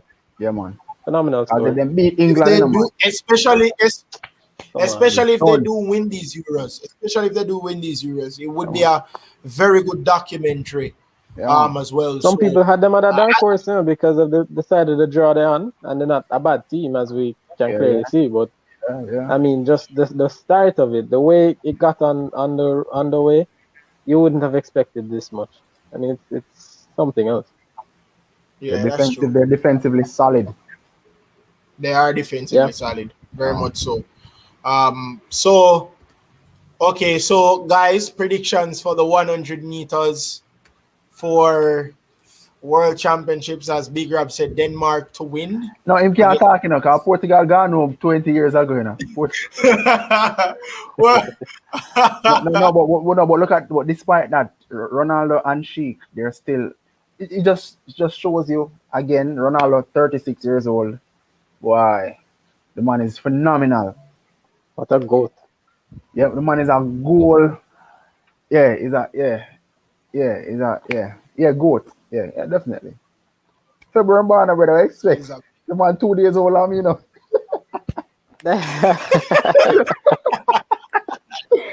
Yeah, man. No, but funny, no? I saw him the other day. A picture with him beside Wayne Rooney. I said, look at these two men. Ronaldo is only 6 months older than Rooney. Wayne Rooney. I can't fathom that. You remember the article that they had of the fact that how Beckham would have looked at 40 years old? I don't know if you guys remember that. Remember. No, I don't remember that. I should be able to pull it up. What did they say? But you not the same? The same? No. The same. As in, the article said that you would have looked old. Yes. Beckham, I realize most of these, especially Beckham, because the man they are fashionista and his wife and things, the man never take care of himself and his face and him. Yeah. No doubt. All And right, obviously can't so see him keep himself in shape, you know. So guys, I'm gonna have to show you. 'Cause this is crazy. I'm telling you, this is crazy. So I'm gonna share it now. I can't. I seriously can't believe this. this the man. All right. So you guys are seeing it, right? Loading. What the heck? So God.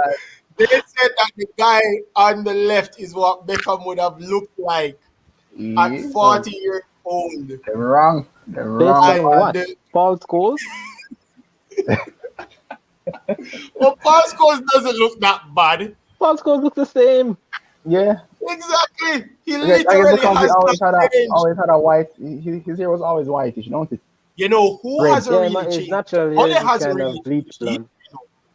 Ole hasn't really changed either, you know. Zidane not really changed either. Well, Zidane's No. been A bald, lot so I of mean, these Yeah, a yeah, lot yeah, of these yeah, yeah. footballers don't change, you know.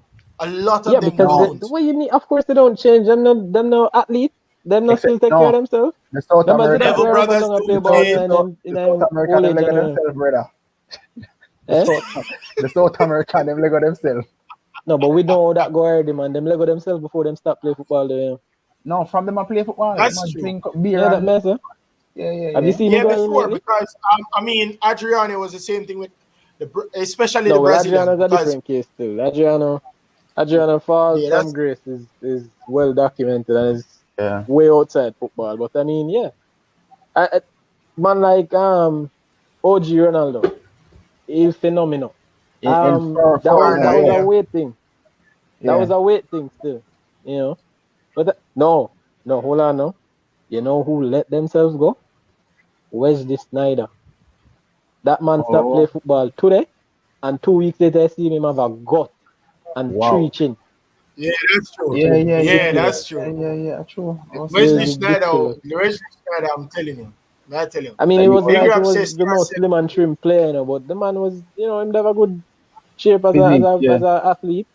The dog, so I don't have to play anymore. And like him have yeah. left the bar since that day. Wow. So Big Rap says CR7 General, Yeah, we you know. know. Yeah, we don't know this. Definitely. I get the So impression that there guys, is no Messi fanboys on this thing. well, Messi's a good player. What fuck? Messi performed well In in Copa his America. quarterfinals. Brazil, Argentina Got finals. got 2 goals and an assist as well. No, Played other way very around. well. 2 assists, 1 goal. 2 assists, 1 goal. Played very well last night. So that sets up a pretty interesting But semi-finals. what about the Brazil performance playing with 10 men? You know, astute, Yeah, that's true. independent. Fred, everybody about out, look like a general. But everybody knows that Fred is a decent player. I mean, from Shakhtar days, People always like give him a warm time. That's because he plays for Manchester United, bro. Yep. You're gonna play for these teams. You're gonna get It's the certain hate, same thing. and then at the It's same with time, if every you're big not club. up to the world's best, you're gonna get True. hate from your own fans too. So But him look like a Yeah, world it's best with on the every Brazil big team. club. Mark, you playing alongside Casemiro, and you'll be solid, but you don't look bad at all. yeah, I mean that's how it usually is. You play alongside better players and players Yeah. that can compensate for what you lack. It tends to Right. look better almost automatically. True. Take even the man who played in midfield with Fred more while Pogba. Can Yeah, we that's not see the difference when he's playing with good players versus when he's playing with United? Yeah, true. true. A different player. A different player. Yeah, that's Completely. yeah. When you play for these big clubs, Manchester United, Manchester City, Chelsea, at one point, Arsenal, as much as they want, of course, but at one point I'm sure Robert is going to comment after this. they were a decent club. But I mean, when you're playing for these clubs and you're not playing up to standard, of course, people are gonna Yeah, man. Scrutiny. criticize you, and then of course they're gonna criticize you even more when you play well for your country. Yeah. Because when Pogba started playing with Kante, people were very much criticizing Pogba, asking Pogba, why is it that you can't play the same this way. well for United. But it comes back to the point where you surround yourself with good players. Kante is an excellent player. Kante should win Ballon d'Or this year. That's no doubt. I mean, people are talking Messi, I will get it. I don't think either of them will get it. Who would they Yeah. have in my mind say would I get it? Lewandowski. If Him and Kante somebody doesn't else get made it, I then think. Robert I can't Lewandowski remember has who. to. There's Lewandowski. him and somebody else was in my mind. I said could I get it, but I don't remember who it is right now. But yeah, I don't Robert, think. in my opinion, Robert Lewandowski. If it's Who? not Kante, it's Robert Lewandowski. In my opinion, I can live with either of those two decisions. I because just don't think he's gonna get it. I think they really did him wrong by not having the Ballon d'Or last year. It was rubbish, yo. Because I mean, And I think why that wouldn't you? when he was the clear favorite, and then Yeah. remember that even though, of course, he got knocked out, that's perfectly fine. He got knocked out in the Champions League, but we need to forget that the goal scoring record for the Bundesliga was there for decades. Robert Lewandowski broke that record. I mean, Mo Salah broke Shearer's record, of course. We all know that. Did never take that long for him to break it. As a matter of fact, his very first season of playing for Liverpool, he broke that record. But that goal scoring record by Gerd Muller that has been there for decades was broken by Lewandowski. And even so, Lewandowski missed a couple games because of injury. So maybe he would have gotten to 45, maybe 50 goals for the season. So you don't know. So in my opinion, if N'Golo Kante does not win it, Robert Lewandowski has to. Because I think they did him a disservice. And I don't want to say because they did him a disservice. He was excellent in the Bundesliga. There's no doubt that he was the best goal scorer in the Bundesliga. And the fact that he has been able to do it at a consistent basis in the Bundesliga. I mean, he started off kind of shaky the start of the season, but as the season progressed, he was a goal-scoring machine, as he always is. So I think if it's not Kante, it's Lewandowski. Here's why I am not so convinced. Not to say that you're wrong, because at the end of the day, how we feel don't really matter. But yeah, man, definitely. Kante in his role is the best in the world and has been for a few years. And he's the best that there's been in his role for some years before that too. Right? So there's no two ways about that. The problem is there's not as much. What Kante brings to the team isn't necessarily numbers, at least not the numbers that gets the highlight. It's not passes, it's not key passes, it's not assists, it's not goals. It's not even blocks and interceptions necessarily. Interceptions would probably be high. And he probably won't have that many blocks actually. But tackles and distance covered and all those things. And look, the eye test would tell you how good a player Kante is. And he's gotten better too, because since Sarri he's been much more progressive in his ball playing. Used to be Kante would win the ball, and when it was Leicester and just get the drink water who just hoof it long. Right? Now him go Chelsea and it's any number of midfield players, but him get it and him just tuck it off to them. But like I said, Sarri came in and made him more of a progressive player with the ball. So he had the odd run every once in a while, but he would actually look to run with the ball a lot more now. If you look at Kante and him get the ball, he dribbles more. But then that's Kante, and like I said, I don't think he's gonna get it. But then here's why I'm not so convinced Lewandowski should get it. For all the good that he's done in breaking Gerd Muller's record, that's all he's done. I can't think of anything that makes me think Lewandowski was the best player this year. You get me? Okay, and to show you his worth and our importance to a team. Because I've seen other players, more dominant players, more useful players to their teams. Of course, automatically the next talk is going to be a man like Messi, right? I'm not sure FIFA is so eager to give Messi another Ballon d'Or. Not right now, anyway, right? Because it's the thing is the award is so contrived anyway, because it's less about who's the better player, and it's been a lot more about popularity votes anyway. Yeah, man. And then even when they're not doing popularity votes and they're actually voting in, then it's just feelings and how you feel about one man versus another. At least 3 of the Ballon d'Ors that have been awarded to either Messi or Ronaldo should have gone to somebody else. True. Schneider should have won one. Yeah. Ribery should have won another one. I could have won too. And then one at a time when Modric. Messi get one, Ronaldo should have get it instead. Yes, sir? Iniesta.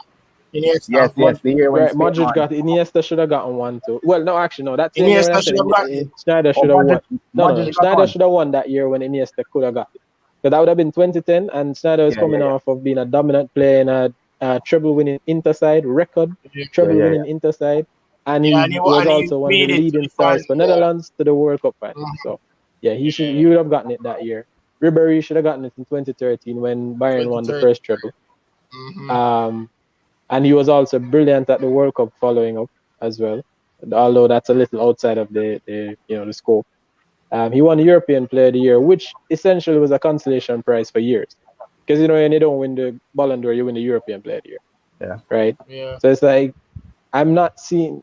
And when we think about those guys who just mentioned, Modric, who won it recently, Schneider and Ribery and those guys, when they should have won it, what do you think of Lewandowski this year? He's not actually been doing anything other than putting the ball in the back of net. If he had scored 39 goals, he'd have just scored a lot of goals. Yeah. But because he scored that specific number to break that particular record, then, it looks special. But truth be told, had he not done so, like I said, got to that specific number, he'd have just scored some goals. And he wouldn't have been much of a thought. You'd have just think, oh, Bayern won the league again. Oh, and Lewandowski also scored a lot of goals while they were at it. That's it. So I don't see why he's the best player of the year this year. So if we had a real award, like them actually think about it and them actually give some consideration who the best player in the year was, it would be a totally different conversation, because I don't think Lewandowski would be in it.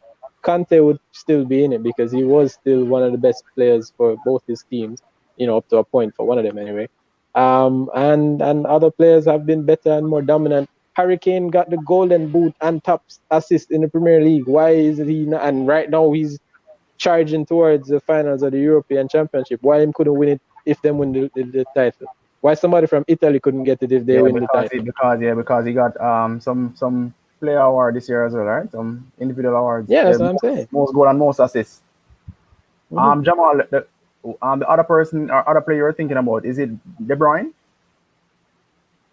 I think so. You see, I was gonna say it was, but somehow I feel like it wasn't. But I mean, he could win it too. Why not? A dominant City team that he was easily the best player. And has been for the last 2 or 3 years anyway. Why couldn't he? And the difference maker for Belgium as well. Of course, I think the reason why I wasn't sure if it was him, because I wasn't thinking it yesterday or anything. I was actually thought crossed my mind some time ago. I think it might have been him, but then when I saw Belgium go out, I thought maybe not. Maybe it won't be him because he didn't have enough. Right, he didn't have enough. So like Ronaldo, for example, Ronaldo left the competition ages ago now. Sorry, Rob. But he's still tied till the top goal scorer. So I mean, if it were to end right now, or not even if it were to end right now, because some guys have 4. But if it were to end right now, and Ronaldo ends as the top goal scorer for the competition, if he were in that conversation for Ballon d'Or this year, he could have still had an argument, even though Portugal got knocked out so early. You get what I mean? Yeah. But De Bruyne didn't have as much to point to. We just know that he was a difference, and he clearly made a difference in some games, but there's not as much to point to. There's only been a club season, and once an international tournament has been played, that always factors into the Ballon d'Or conversation. So if you don't have a very good one, then you're not likely to get there. So I think in terms of Ballon d'Or winners, and I mean, look how pitiful Lewandowski was in this championship as well. Yeah. My point in saying that he just scored a bunch of goals, he didn't actually do much. So man like Harry Kane could be in a conversation a couple months from now. Raheem Sterling could be in a conversation a couple months from now. Somebody over Italy, maybe not Jorginho, not unless he put up some crazy numbers at the start of next season. You get me? you have players. You know, some of these players could really make something of themselves. Hey, why a keeper can't win it? Why Donnarumma can't win this something? Can't win the Ballon d'Or? That's Or not you going to go happen. 5 years without not conceding gonna more happen. than Closest a 2 goals. goalkeeper has ever come to winning that was No, yeah. was No, yeah. no, No, it Oliver wasn't Kahn. Manuel Neuer. It was Gianluigi Buffon. Oh yeah, yeah, No yeah. man, Oliver Kahn was to come second or third Oliver one Kahn. year, man. That was 2002. Yeah. On them Or time. six, one out of them World One of Cup there, them yeah. two, yeah. No, 2002. 2002. Yeah, because they went to the final that It year. was Yeah. 06. It And was the not mighty 06. Brazil. Robot. R9. The real Ronaldo. Kill Yeah. people, man. R9, I'm telling you. Lewandowski, Andrea Rubio says Lewandowski was the king of 2020. I think that in a very uncertain year like this, France football is going to consider the past year also and will give the Ballon d'Or to Lewandowski. Well, if they do that, I can't argue with that. Yeah. I guess, but if you want to go based off of this year's performance, N'Golo Kante, in my opinion, would have been. And as you I'd said, agree with everybody. Jamal, impact. I Yeah. think it would have been a significant change if N'Golo Kante Who do was win it? injured Who do win and the Champions League, brother? there's nobody that could have replaced N'Golo Kante Who do win the Champions if he League? was injured and he could not play. So when you look at impact, definitely, of course, course. Let me ask you a question. I ask both on a question now. Yeah. So do you think N'Golo Kante is the best midfielder in the world? Probably excluding De Bruyne. Is he the best midfielder in the world too? Or even the best CDM? I wouldn't consider him a CDM per se, Yeah. That's number one. Because his role has to changed. me, he's a box to box. To me, yeah.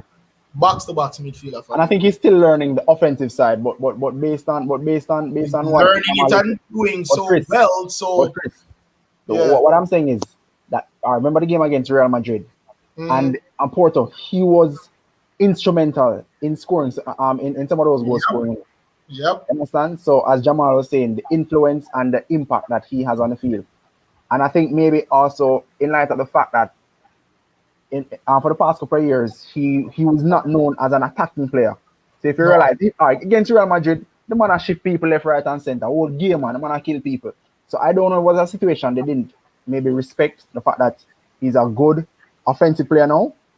So, but I guess we'll see in the months to come when he's getting more attention as a box to box midfielder. Well, Big Rob says that Kante is the best box to box in EPL. I want to know that's not true. The box to box midfielder in that's the world is better than N'Golo Kante. Jamal, Kante is not the best box to box player in the world. What do you think about Kante? Hear what? All right, so here's the thing. So 2016 when they won, Leicester won the Premier League. Right. There was a lot of talk. The sensationalism of the English press. They like yeah. So I didn't think he was the best. The best. What can I say?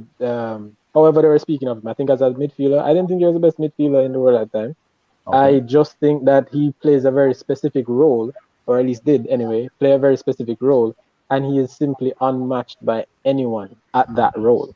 Right. The role itself requires you to do quite a bit in terms of impacting the play, because if he's always winning the ball and always then passing it on to the more creative player to get the team going forward, he's gonna look like like the linchpin, and he is the linchpin.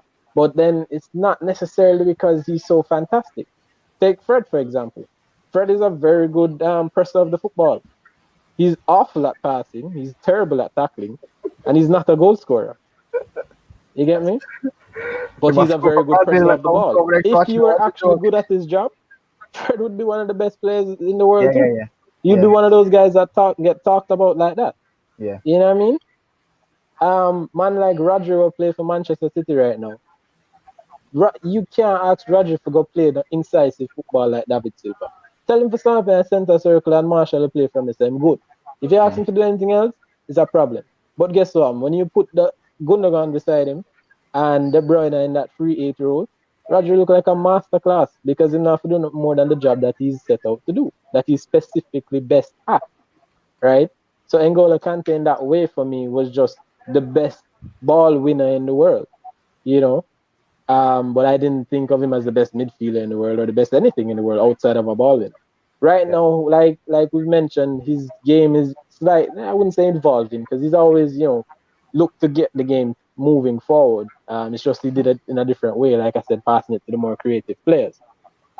He didn't take much risks with the ball in terms of Right. his passing, dribbling, or anything like that. Right now, he's doing a bit more of that. That might come from confidence and that might come from tactics. But I definitely think Sarri would have been influential in getting him to do that more. Definitely. So as it is right now, he's playing in that kind of state where he's actually influencing more of the game in the attacking side. And so on that level, he's gone up multiple notches in my mind.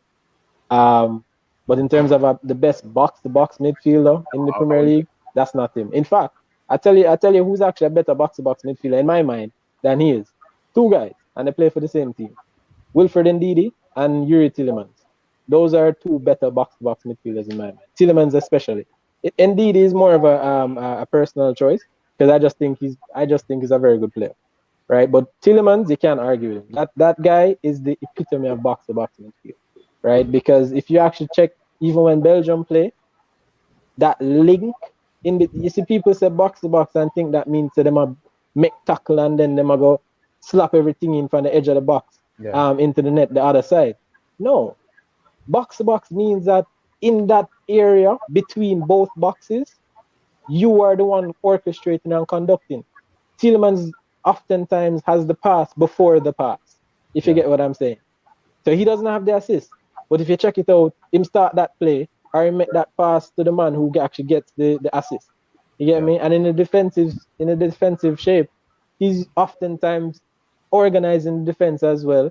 He sometimes makes the tackle, but he definitely makes the press.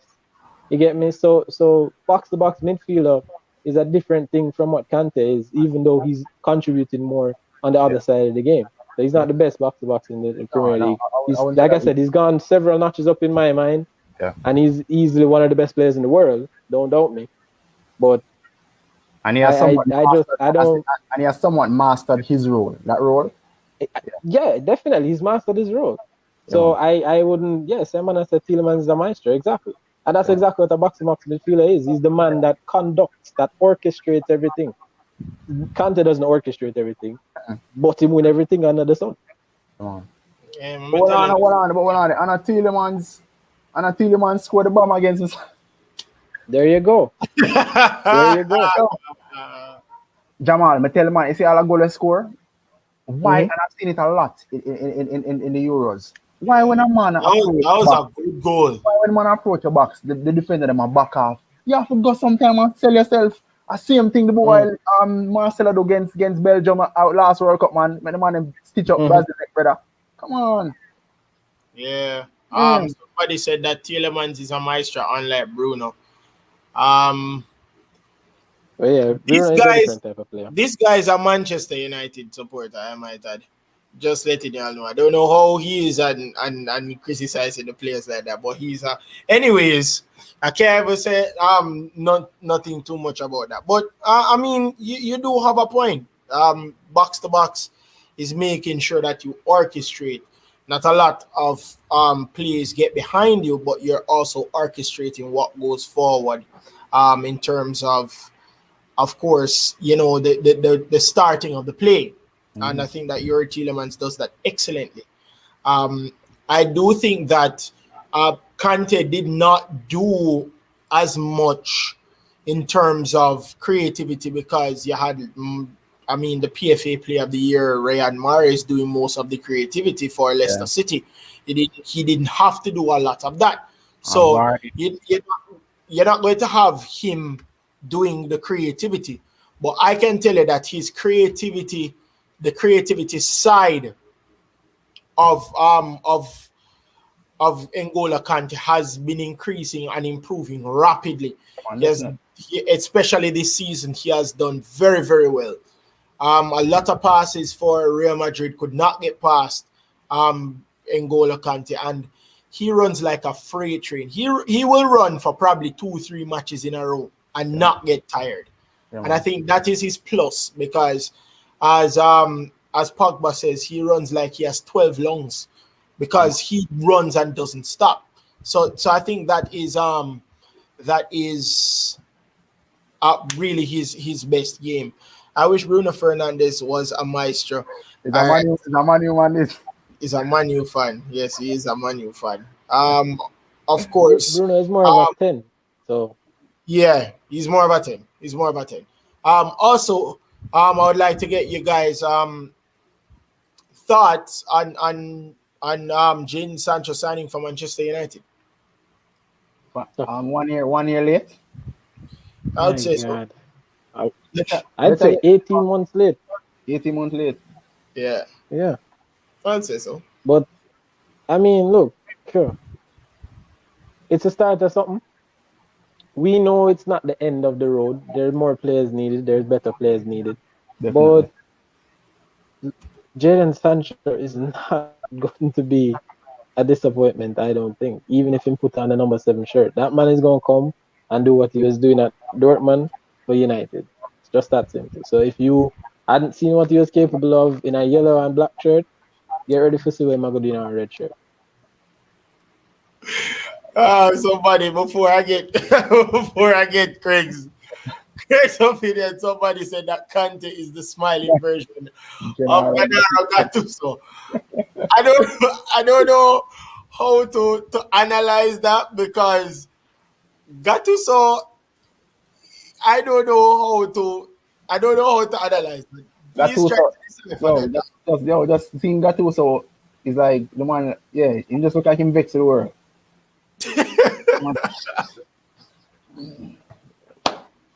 The only time I saw that man smiling was when Italy won the World Cup, you know.